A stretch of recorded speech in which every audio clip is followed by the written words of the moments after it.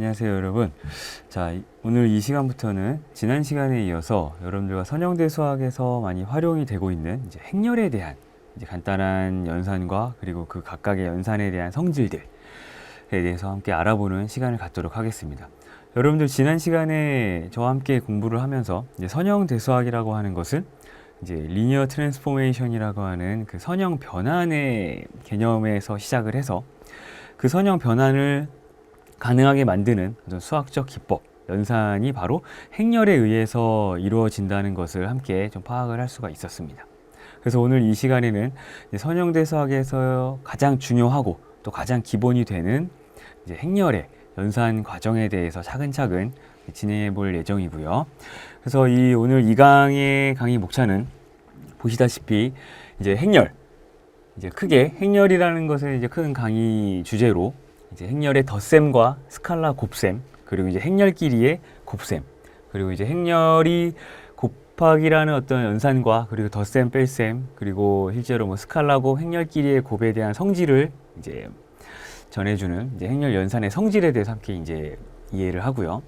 그리고 각각의 행렬 자체가 가지고 있는 성질에 의해서 우리가 다양한 분야로 적용하기 위한 이제 기본이 되는, 베이스가 되는 여러 가지 다양한 행렬들의 형태가 존재하고 그 행렬들이 가지고 있는 성질들에 대해서 이해하는 것이 굉장히 중요합니다.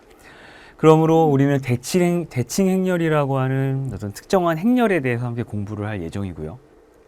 그리고 그 기본적인 행렬들의 연산의 특징들과 성질들을 우리가 자연스럽게 공부를 하고 나면 그 응용 분야에 대해서 함께 이제 살펴보면서 행렬의 역, 즉 행렬의 인버스라고 하는 그 역행렬을 구하는 어떤 간단한 과정을 통해서 이제 암호학의 어떤 형식으로 응용이 되고 있는지를 좀 살펴보기로 하고요.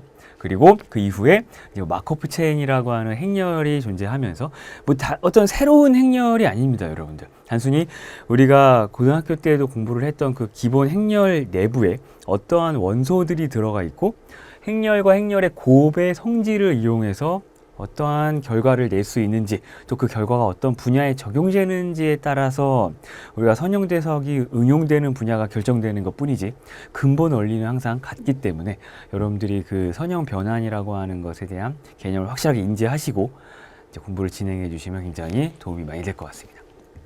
그래서 그 기본 개념을 적용함으로써 마코프 체인이라는 어떤 행렬의 연산과 행렬의 어떤 특징을 정의하는 분야를 공부를 할 것이고요. 그리고 이 마코프 체인을 이용해서 이제 특정한 예로서 어떤 특정 국가의 도시와 교회 사이의 인구 이동에 대한 인구 이동학 분야에 어떻게 이 행렬을 이용한 선형대 수학이 적용되고 있는지를 함께 살펴보면서 오늘 이 강의 마무리를 짓도록 하겠습니다.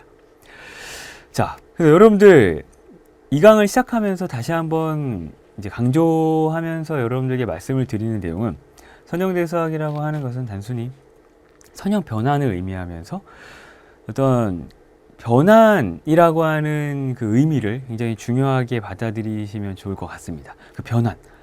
어떤 우리가 흔히 공부를 하던 물리학에서의 물리량들을 변환시키는 과정도 가능하고, 그리고 어떤 자연현상을 지배하는 법칙들을 선형 변환을 통해서 새로운 물리량을 정의하기 위해서 쓰기도 하고요. 그리고 조금 전에 말씀드렸던 뭐 암호학이나, 왜냐하면 여러분들 간단하게 생각해 보시면 암호라고 하는 것은 어떤 특정 원래 기존에 가지고 있던 의미를 어떤 변환을 통해서 다른 사람들이 알아보지 못하는 어떤 숫자나 기호들로 표현을 한 뒤 그 기호를 가지고 암호를 해독하면 다시 이제 원래 본연의 의미를 다시 한번 확인할 수 있는 이제 그런 과정이 되는 것이죠. 그렇기 때문에 선형 변환이라는 개념을 가지고 암호학에서도 이제 일정 부분 활용이 될 수 있다는 겁니다.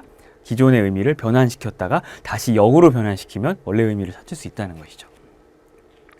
그래서 여러분들께 말씀드리는 건 선형 변환이라는 것. 근데 그 선형 변환이라는 것 자체가 행렬을 기반으로 하는 이론이기 때문에 여러분들께서 지금 저와 함께 오늘 이 시간부터 행렬이라는 것이 무엇이며 행렬의 기본적인 연산 특징들을 잘 소화해 내셔야지만 어느 분야로 가든, 그리고 어떤 문제가 나오든 정확하게 행렬은 이런 성질이 있기 때문에 이런 식으로 정리를 하면은 우리가 원하는 결과가 얻을 수 있다.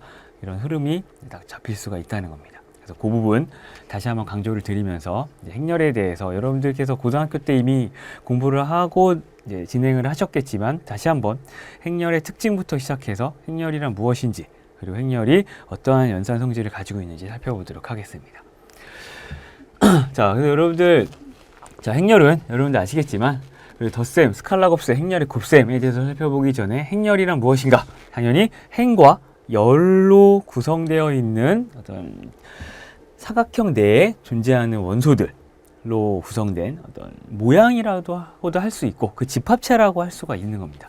자, 그래서 여러분들 지금 보시면 A라고 하는 행렬 자체는 이렇게 사각형의 배열의 형태로 구성이 되어 있으며 각각의 원소가 요 첫 번째 왼쪽 위를 기준으로 하고 있는 이제 요 지점, 즉 이 부분이 좌표로 따지면 1,1이 되는 것이죠. 자, 여기 1,1의 위치가 되면서 바로 요 가로줄이 행이 되고 그리고 세로줄이 열이 되면서 1열에 존재하는 원소는 A라 소문자 A를 이용해서 그리고 이제 아래 첨자에 첫 번째 값과 두 번째 값이 각각의 행과 열의 값을 의미하는 것입니다.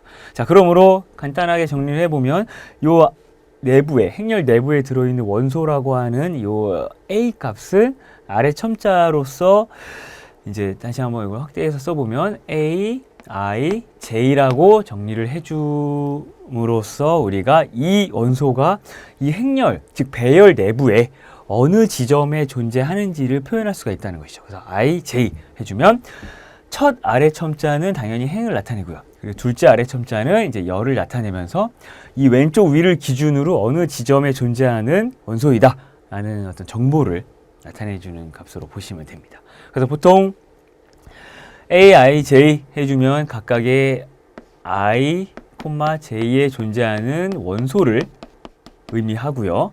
그리고 이러한 행렬 같은 경우에는 현재 지금 마지막에 요 끝에 있는 원소의 행과 열의 값을 알면 이 행렬의 디멘전, 즉 크기를 알 수 있다고 하죠.